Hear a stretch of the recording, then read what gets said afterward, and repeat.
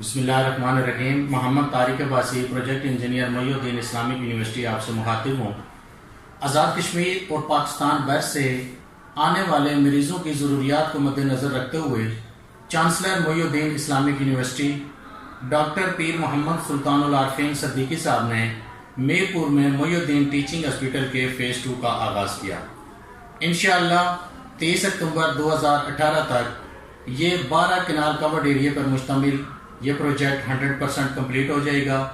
اس project کی تعمیر کے دوران تقریباً 8 کروڑ روپے اخراجات آئے، جو قبلہ ڈاکٹر پیر محمد سلطان العارفین صدیقی صاحب نے فراہم کیے۔